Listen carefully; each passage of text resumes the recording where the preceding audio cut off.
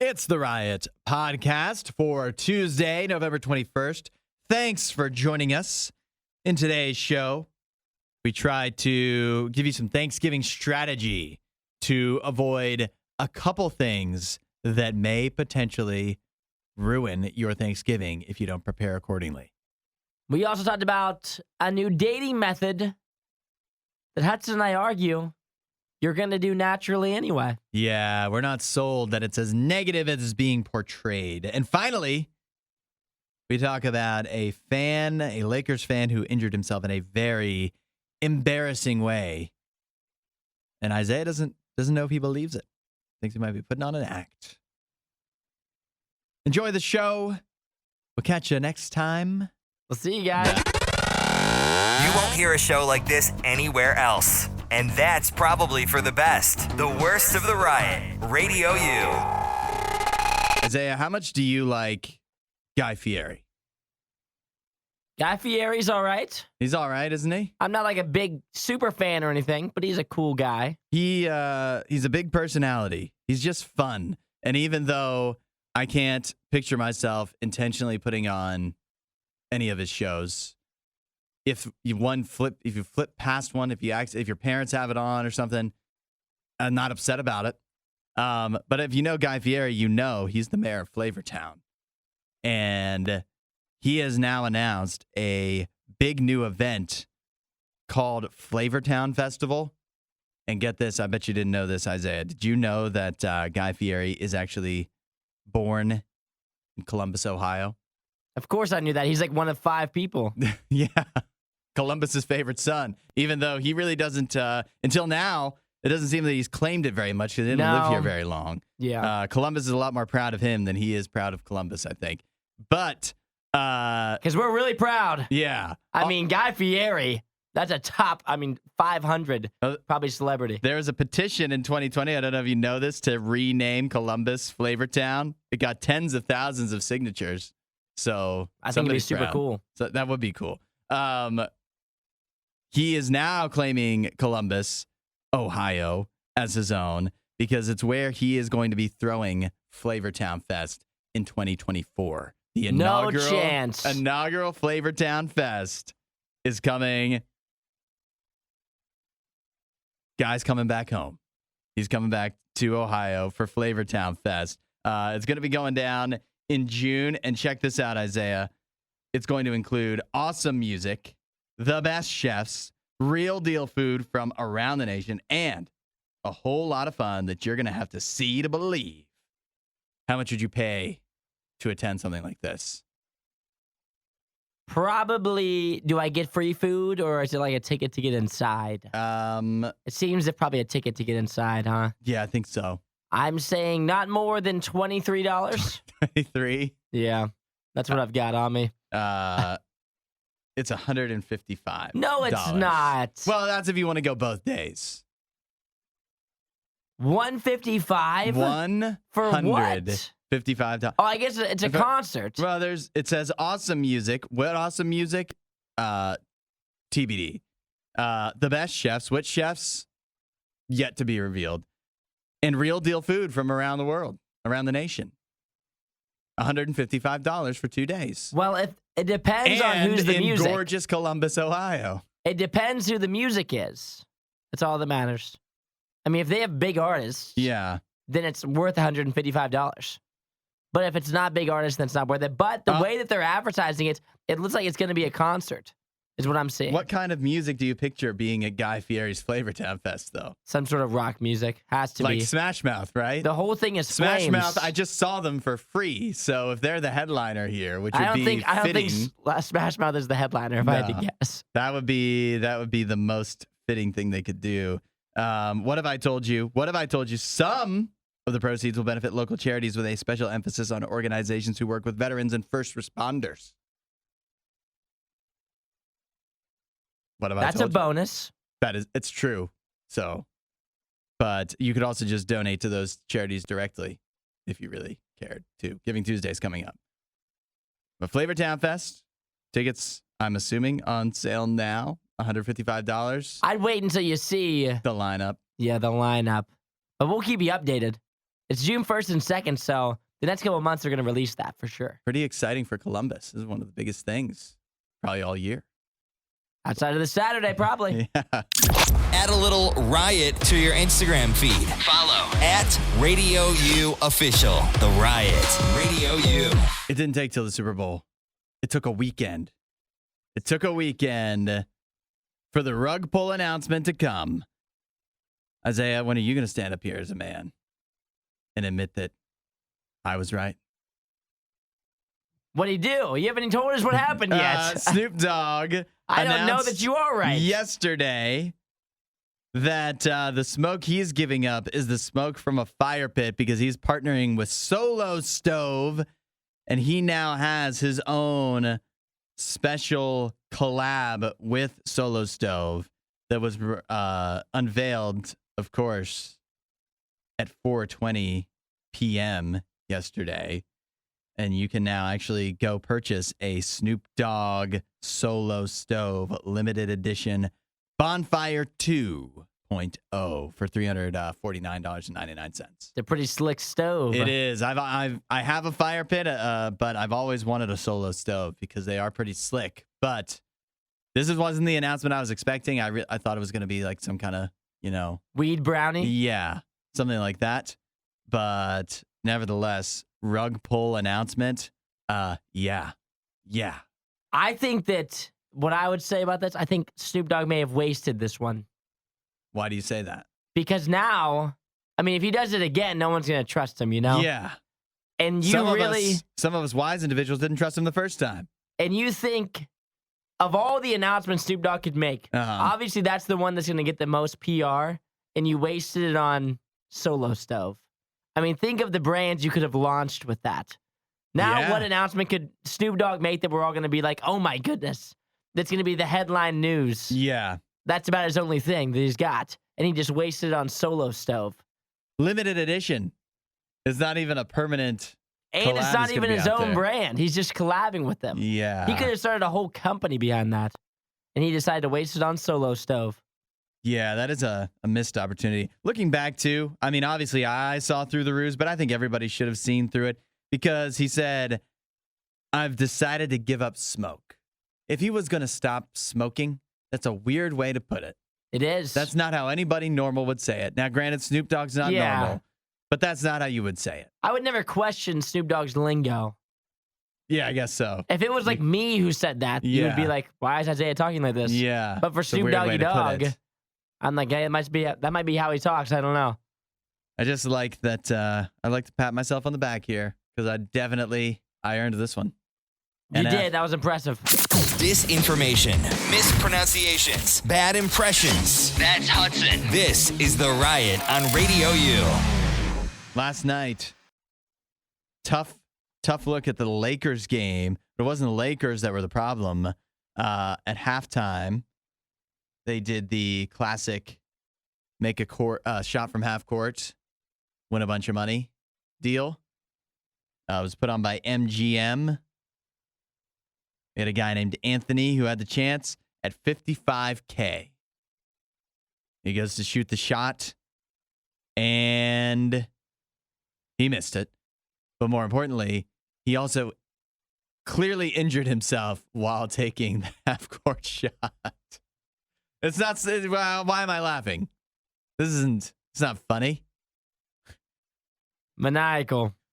He shoots the shot from half court, and then he stumbles in pain all the way down almost to the baseline, where people are saying it looks like he tore his Achilles or something like that. Like he definitely got a foot injury. The announcer comes over. The court announcer comes over, has to help him up. They offered him, I guess you get a chance to shoot from the 3-point line if you miss the half court shot, but he was too injured to do it. You know what the funniest part is too? What's that? Is when he walks up and they hand him the ball. They ask, "Are you ready?" And you know what he said? "This is what I do. This is what I do." Yeah, that confidence. And then he twisted his ankle real bad. Yeah, airballed real rough. The best comment I see here is he missed a shot, and now he's going to owe the hospital $32,000. Oh, no.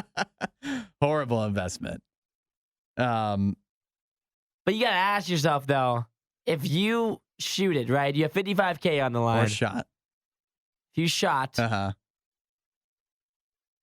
And you threw me off. I don't even know what I was going to say now. Go on. Nice. Well, you got to put all your effort into it. Okay, I got it now. Yeah. If you shot. I knew where you were going. If you shoot it from the half court line. Yeah. And you miss, you have to fake an injury. That's smart. He airballed so badly that it would be embarrassing to walk home to your wife and she's going to say, "Did you had a chance at $55K? Uh-huh. I wouldn't have had to work for the whole year. Think about the money we would have been able to save, the house we could have bought. And you're telling me you couldn't even hit the rim? You couldn't even hit the backboard? You claim to be this is what I do, man. Uh-huh. Support this family. You can't even get close." Well, you got to fake an injury, but he was very committed to the bit because he couldn't even shoot the 3-point shot for less money. Wonder how much the 3-point shot was worth. I mean, it can't be that much, right? Like $100. Some people could make a 3-point shot in their sleep, even if that they would never make it in the NBA if they're good at shooting. That doesn't help you at half court usually. What's the most embarrassing way you ever injured yourself? I once was running out of Domino's, pizza in hand, and like in the parking lots, how they have like those little stoppers where it stops your car. Uh-huh. Thank those goodness for those. Stoppers. Yeah. How many countless lives those have saved. Exactly. That I tripped over. Skinned your knees or fell down my face. Yeah. But I saved the pizza. I kept the pizza up, which was a mistake. Honestly, I should have thrown the pizza. It was like $6. It was a Domino's pizza, and I rashed up my chest, cut the knees. Road rash. I would have paid $6 to have to go through the next 3 days of hurt. Well, you can replace the skin on your knees. You can't replace a pizza. We're not sure who behaves worse, the Riot or their dogs. I don't even know how to behave like a real human being. The Riot, RadioU. You know, Thanksgiving's going to be a little different this year for a lot of people. Oh, yeah. This Thanksgiving is going to be a little different for a lot of people. Think about this, Isaiah. What's your favorite part of Thanksgiving? Probably my midday nap. The nap is the best part. After I'm all full and I can like lay down. Full of? Food. That's the best part of Thanksgiving. Don't try to tell me different. Well, I'm just like, obviously that's the best part. Yeah. I didn't know if you were looking for a unique answer. No, I could have said turkey. I wanted the obvious answer. But see, here's the problem. For a lot of people, the food's not going to be quite the same this Thanksgiving. And the reason why is, I don't know if you're familiar with Ozempic, Wegovy, things of that nature. What's the other one that's got a fun name? I don't know. These weight loss drugs that have been recently approved in the last year or so that have been taking off in popularity. A lot of people have lost a lot of weight thanks to these drugs. That's positive. But the negative when it comes to Thanksgiving is these people are not going to be able to enjoy Thanksgiving the same way because what does Ozempic and drugs of that nature do? It crushes your appetite. It makes you feel full like all the time pretty much. And so therefore there's no like wear the stretchy pants, unbuckle the belt, and go to town at Thanksgiving because you can't because you feel full. So it's no fun at all. Think about what Thanksgiving would be like if you weren't able to eat all that you wanted. It's different, but it's a part of the journey. You know what you can do? What's that? Is you take one Thanksgiving off. Like this year, you just get a little bit of everything, a little bit. Yeah. A little bit of turkey, a little bit of mashed potatoes, a little bit of dessert, maybe one roll. And this year, you kind of have a scale back. You still get to taste everything, but it's scale back. Mm-hmm. And then after you lose all your weight, next year you come back and you feast. Yeah. That's a big reward. You wean yourself off of the Ozempic, and you're the fittest person at Thanksgiving. Then you can eat whatever you want. And you can eat it all. But maybe that's like, would that be relapsing in a way? No, you don't think so? Not for Thanksgiving. And you just hop right back on the Ozempic as soon as. Yeah. It's not like if you lose weight, you can never enjoy Thanksgiving again. This isn't like the hair loss drugs that there's shortages of. You can stop and start this, right? I'm assuming. Oh, probably. I don't know. Probably. And I'm looking at these people like this person here that's mentioned lost nearly 100 pounds already by taking Wegovy. So if you were at the point where you could lose 100 pounds, neither you nor I would be healthy at all if we got anywhere close to losing 100 pounds. But if you were at that point, isn't that a fair trade-off? You lose out on a big holiday, but then maybe, who knows, like maybe the food is actually a distraction. And if you are able to focus yourself on other things on Thanksgiving, it might even be more enjoyable somehow. Could be. I don't know how. It'd also be weird. I don't know, spending time with your family. Yeah. What the holidays are all about. They're still all focused on the food. Giving. Though. Think about this. This might be the worst part of this all. It's not that you don't get to eat. It's that everyone else eats. You see that, so you're observing. You're like, I wish. And then they all fall asleep, and you're stuck awake because you don't have the tryptophan nap. But don't you think that you're gonna feel just like they are?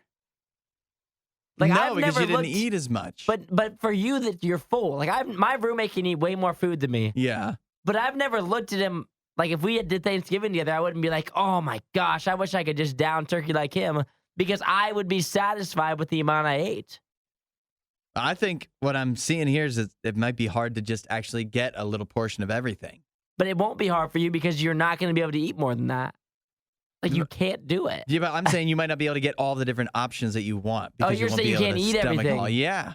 You're full, buddy. You might have to make a hard call. Stuffing or cranberry sauce. You can't have both. Well, you just can't need to stomach it all. Just a little bit of everything. It's not like you're eating like a bird. And I imagine if everyone else is napping and you're the one awake because you couldn't eat as much. You're going to feel just like them. No, that's not how it works. And then you're stuck with the dishes is what I'm picturing. I eat way less than my dad.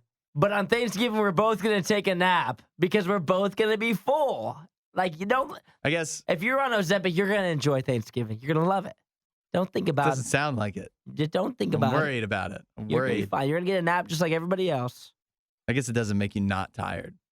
The turkey's still working on you, baby. The only thing Isaiah loves more than the riot is himself. Someone who probably still lives with his mother and hates himself. You're listening to The Riot on RadioU. We talked last week. Isaiah, you had some expertise on this. The orcas attacking boats that's been going on. I didn't realize this. They're tracing it back to 2020 is when this phenomenon began off of the coast of Portugal and Spain. The killer whales started going after boats for unknown reasons.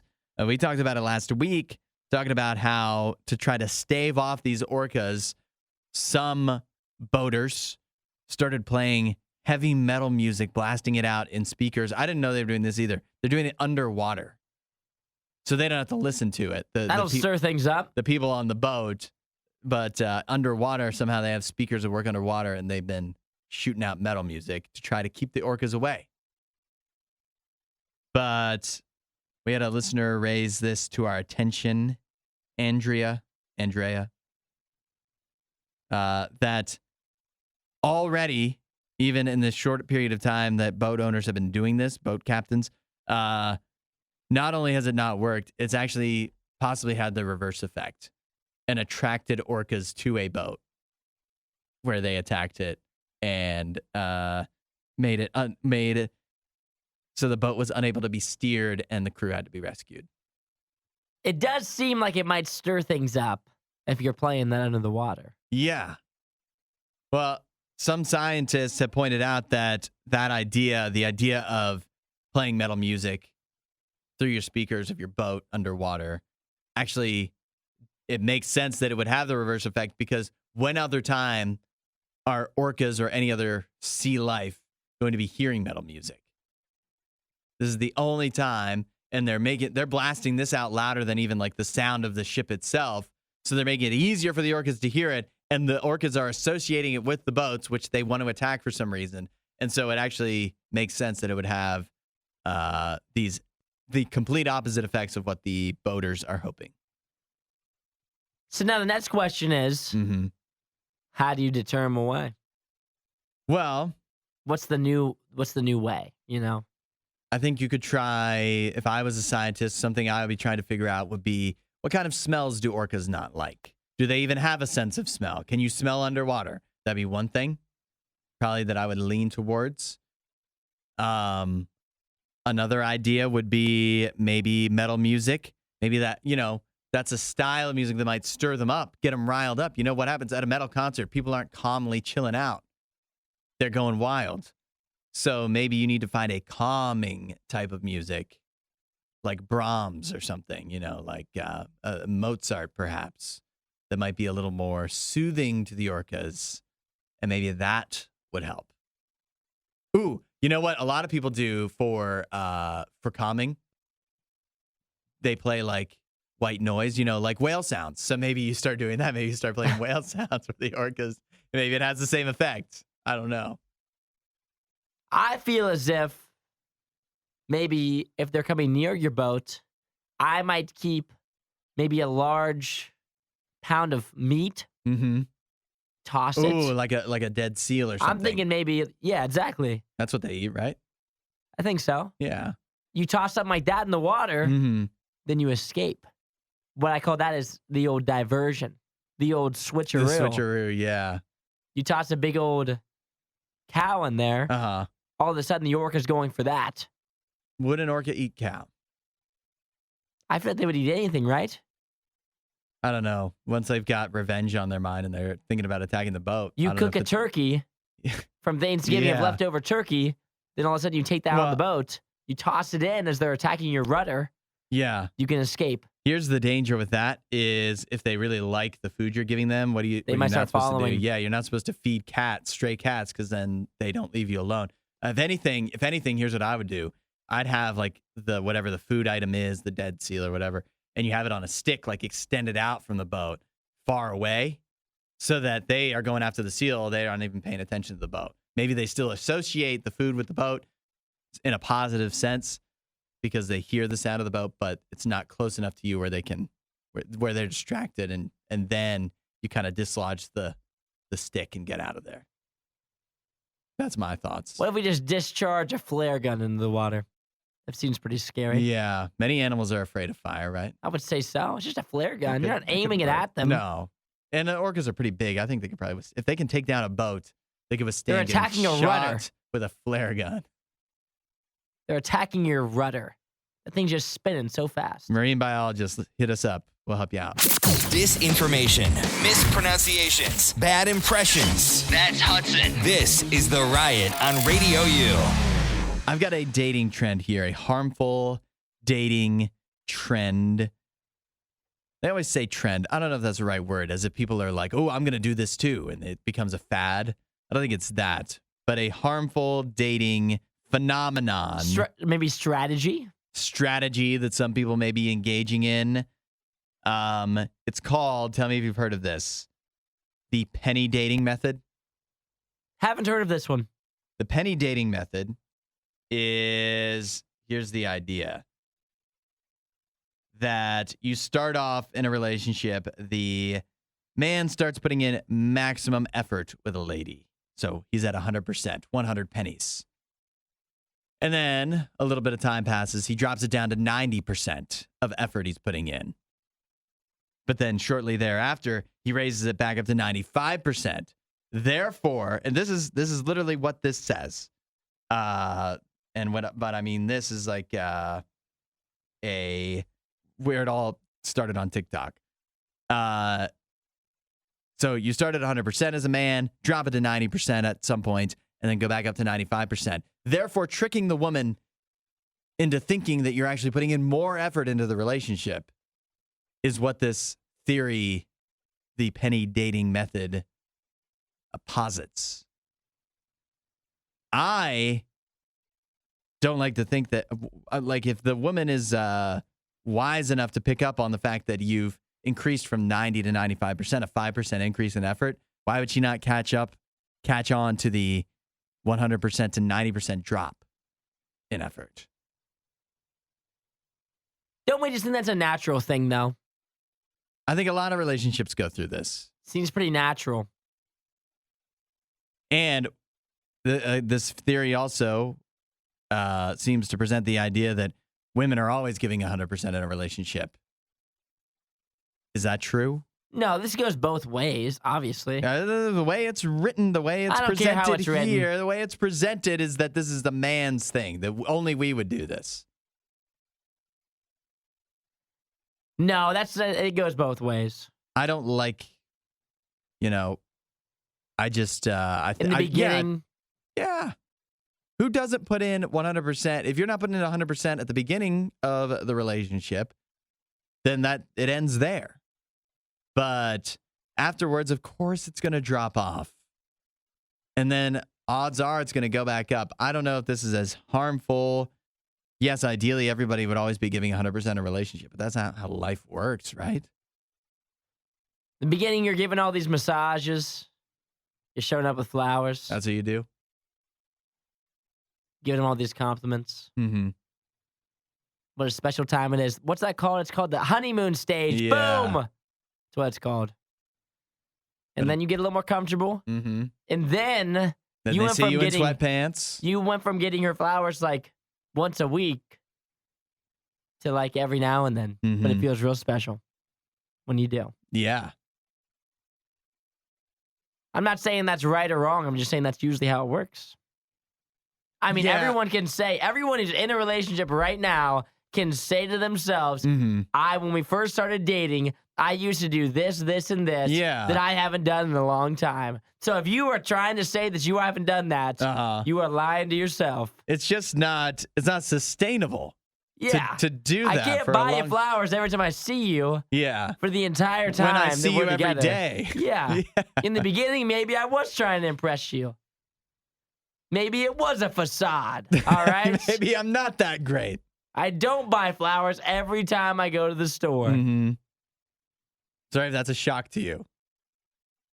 I don't dispute the theory that this exists. I just don't like people theorizing like this is some harmful thing that either men nor women are doing to dupe the other one into staying with them somehow. This is just how relationships work. This is just how it goes.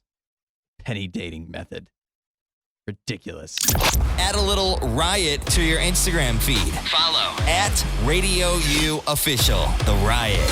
Radio U. Isaiah, if you got to change your name, what would you change it to? That's a good question. I have no idea. I mean, I don't know if I come up with something as creative As 808 Beezy? as 808 Beezy. I know what I would do. You know what I'd go by. What did you go by? You know what I'd go by. Is it Scooter? I'd go by Scooter. Yeah. That's right. We've mentioned that before, right? You'd be Scooter. I think Scooter would be But hilarious. wait a name. minute. You have a rap name too. What would your rapper name be? Oh, probably Zeke. I guess that's what my friends call me. No, you had a good one. Oh, you're talking about. You're saying if I was called like the Prophet. Yeah. That'd make sense. That'd right? be a great. So my name's Isaiah. Would it be Isaiah the Prophet or just the Prophet? It probably would make more sense if I added the Isaiah. Yeah. Wouldn't you say? There very well may be a rapper or other artist out there already that's the Prophet. You could spell it a little weird. Or put like a number 1 in there or something like that. What about you? Ooh, Prophet. What if you make it like PRFT? You're Prophet. Prift? Yeah. It kind of looks like an app.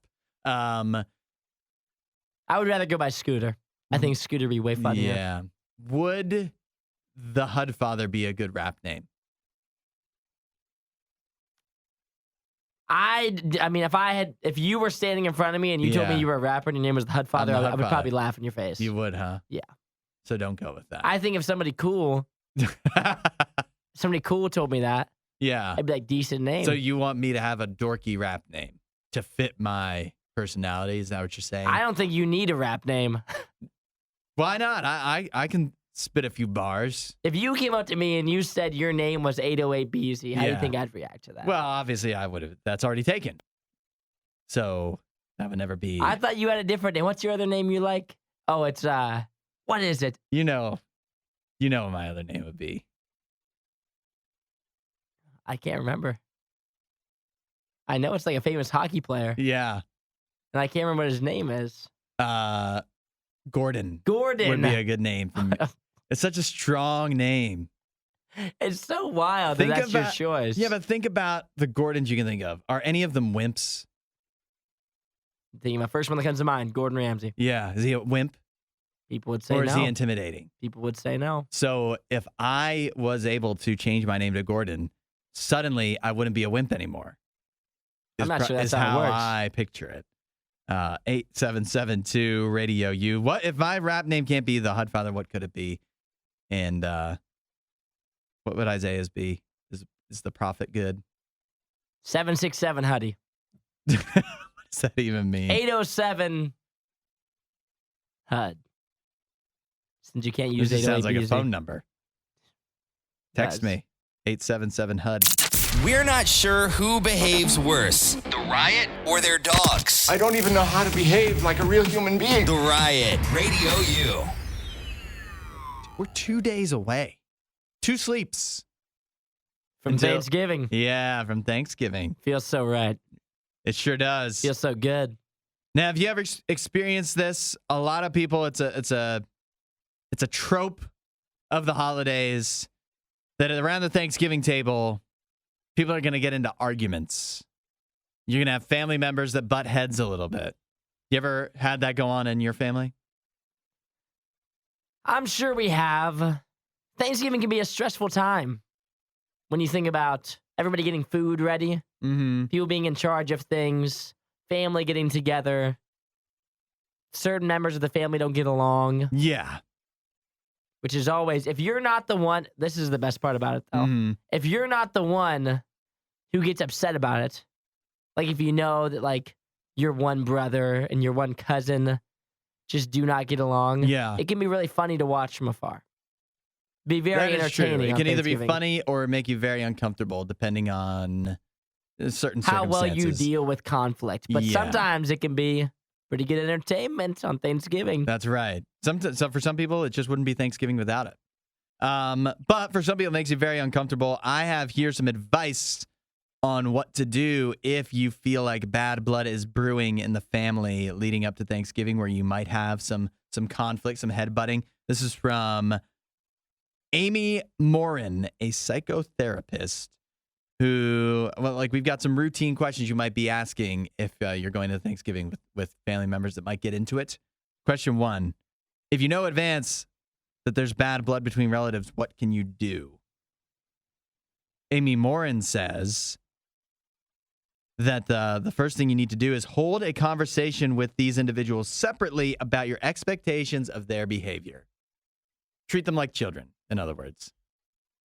You talk to them, you say, Uncle Frank, I know that you and Brother Bob. Oh, that's just going to stir him up more. I know that you guys disagree. I know that you have different views of global warming or whatever. What terrible advice. But let's just not bring that up. But how about we all just have a nice family Thanksgiving, and I'm going to talk to him too?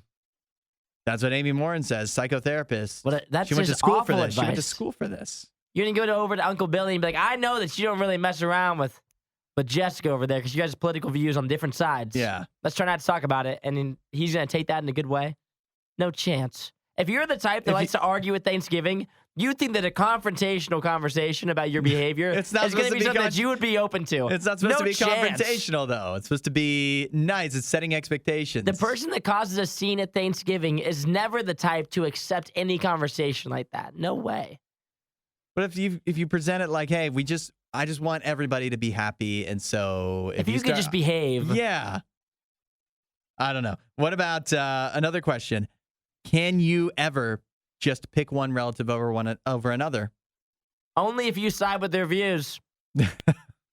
Well, what if maybe you don't agree with Jessica's views, but she's not the instigator? So if you just have Jessica there solo, or she melds along with the rest of the family, but you get Frank in the conversation. Attacking her. Yeah. And if he doesn't attack Jessica, it's just going to be somebody else because he just wants, some people just love well, I can't believe that in the Senate they're doing this. Some people are just like that. They will start a conversation that way, apropos of nothing. Yeah, that is the worst. And if I feel bad for if you're getting attacked, even if I don't agree with you. If they can't behave, but then, if you're bringing it upon yourself and I don't agree with you, then you're just annoying me. this is the answer. This is a question that comes from that. What if the relative isn't at odds with a particular guest, but just has a combative personality? You're the worst. It says, if this is a relative who often starts tiffs, it may be helpful to have a conversation with this person about your expectations. Oh. Amy, everything can't be solved with a conversation. Sometimes you just have to either grin and deal with it, or not invite them. Well, they gotta be there. Or say no. Think about this. I think most of the people listening, you're not hosting Thanksgiving. You're attending. Take a stand. Just say no. If he's going to be there, start and fight. That is not how it works. Yes, you take a stand. You say, I'm not going if he's going to be there because I know Uncle Joey's going to be there. So now we're just completely alienating Uncle Joey just because he's a big supporter of this side. It could be like an intervention moment for him. You guys just need to be more open Joey, to it. We love you, but we're tired of you. It's what makes Thanksgiving. Is your two family members at odds arguing. For some families. Who's going to pull it off this year? Who will win? You had to crush last year. The problem is... This is your year to make up for it. The problem is the zero-sum game. Nobody wins. Not until next year. Everybody just leaves upset. So, no, you know who the real winner is? Who's that? Everybody who can just watch from afar and see him get all flustered and just enjoy it. Enjoy the chaos. The only thing Isaiah loves more than the riot is himself. Someone who probably still lives with his mother and hates himself. You're listening to The Riot on RadioU. This is instantly something I don't necessarily connect with, and that is buying merch from a restaurant that you like. I don't know if I like any restaurant enough to buy their merch. Do you? I don't know if anybody does. People do. How often have you seen somebody wearing merch from a restaurant in public? I will call out at least my parents. My parents have shirts that they bought at Bob Evans. That's the wildest thing I've ever heard. They did. To be fair to my parents, they only bought them, they say, because they were on discount. And they bought a shirt that says Bob Evans on it. Uh-huh. It's like, and they're like patriotic because I think they got them on discount after the 4th of July. But yeah, people buy this merch, and I can tell you that they must, because otherwise, why are these companies putting it out? Why would Olive Garden launch a new line of never-ending themed merch just in time for the holidays if they didn't think people were going to buy it?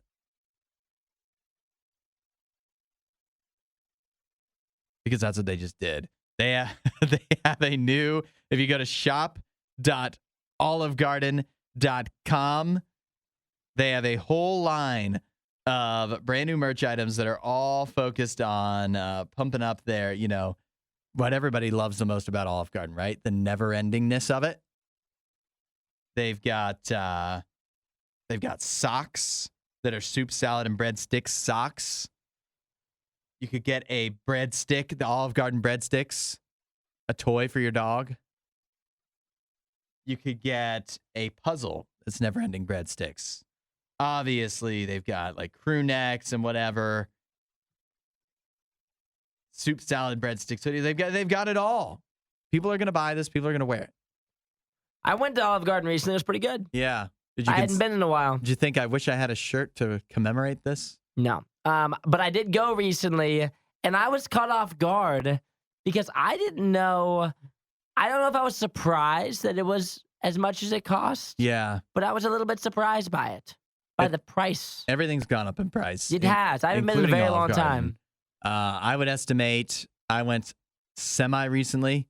I'd estimate you're paying like $20 for like the lower end entrees, which is kind of a lot. I would say, if they're never ending though, but it's still hard to get it's hard to get your money's worth of $20 of pasta. Yeah, I think I would say any of chicken Alfredo.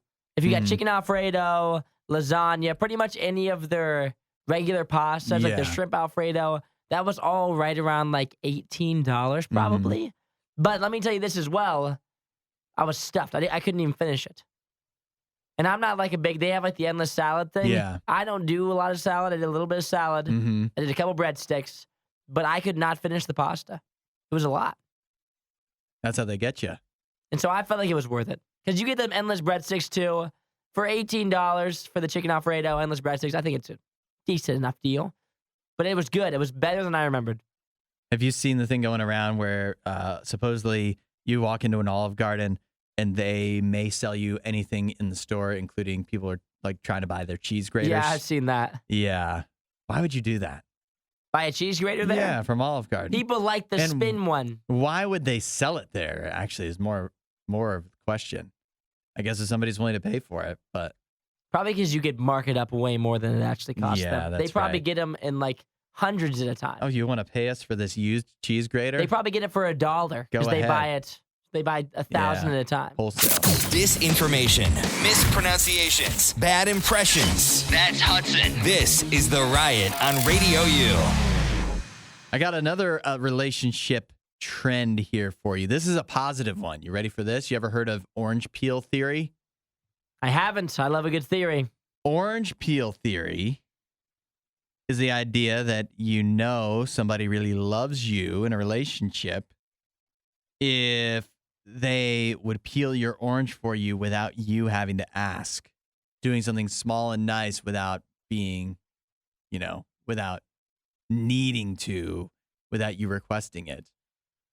And so obviously it doesn't have to be just peeling an orange, but just those little things that somebody could do to show they care without being prompted. You think this is an accurate way to test love in a relationship? I think it goes couple to couple. Some people would do this. A lot of people wouldn't. But Like it if you asked me to hand you an orange, I wouldn't peel it before I handed it to you. What if I didn't want it peeled? That's why I wouldn't peel it. Yeah, exactly. You don't know what I want with it. But then again, I don't know if you love me. And I would say too, like some people, if you go through like the love languages, Yeah. are like acts of service people who would be more likely to do this.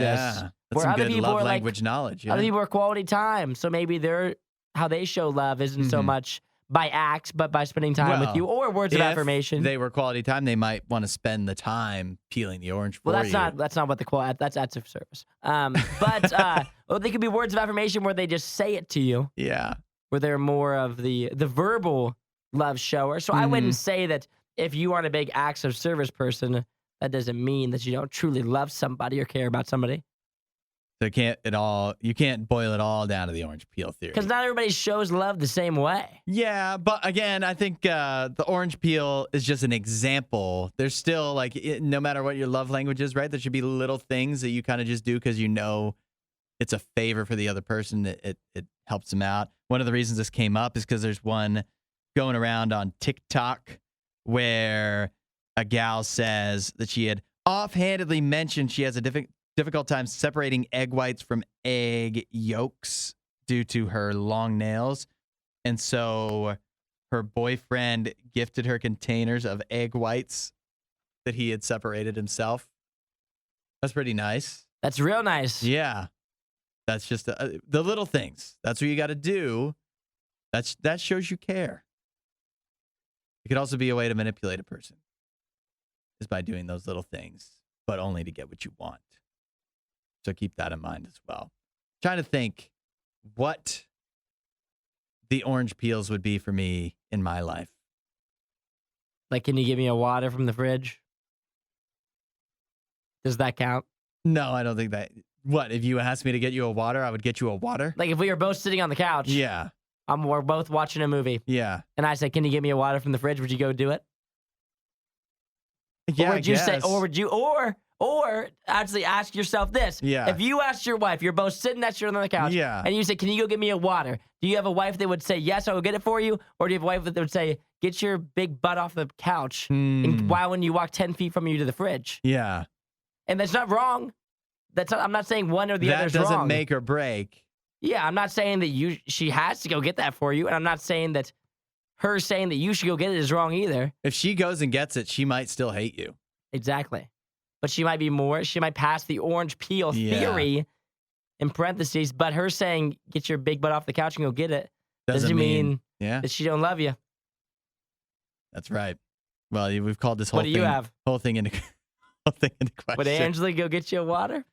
Yeah, but she might give me a little attitude. Add a little riot to your Instagram feed. Follow at RadioU Official. The Riot. Radio U. We're talking your most valuable collector's item that you have. That's after we found out that 6 of Lionel Messi's World Cup jerseys from Argentina's championship run last year are going up for auction. They're expected to go for over $10 million, the most expensive, most valuable collection of sports memorabilia ever sold at Sotheby's. People are texting in. Mark says that he used to have a Nolan Ryan rookie card. Back in the day, Nolan Ryan, you know him, the pitcher? Mm-hmm.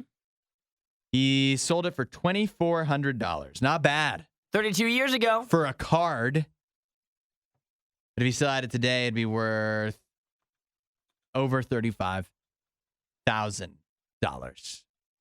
Over a 10% increase. Dang. Or, no, he sold it for 10% of what it would be worth now. Still, Mark, you still got to think about what you got from that deal. $2,400 for a piece of cardboard. You can't be too upset. On that note, my parents, I remember they had, or my mom, you know Wayne Gretzky, right? From hockey. Yes. He played for the Oilers, the big rival of the Calgary Flames, which is my mom's team, my mom and her siblings. And so they had Wayne Gretzky cards. They just rip them up, tear them, like burn them, do all this stuff to him because they hated Wayne Gretzky. They hated the Oilers. Now you had a Wayne Gretzky rookie card. You're talking at least $600, and they had plenty of them. So it is, you do kind of kick yourself. Aiden says he doesn't know which one, but he has several pinball machines. They're all probably worth a lot. That's pretty cool. That's a cool collectible. Yeah, it takes up a lot of space, though. But you can use them. Yeah, you can still have fun with them. Danny, I paid $200 for a trombone some time ago. Since then, it's tripled in value. When do you check in on the value of a trombone? It's like an investment. Like, how much is this trombone? A trombone? Yeah. Why is it going up? I don't understand. I don't get anything about this. I need more information. Like somebody famous play it, or yeah. Are you famous? I need more information. And then this is interesting. Ollie, have you ever heard of Moxie, the soda? Sounds familiar. It's like bigger in the South. Ollie has a Moxie bottle from the 1940s. That's got to be worth something. Although he did not say how much.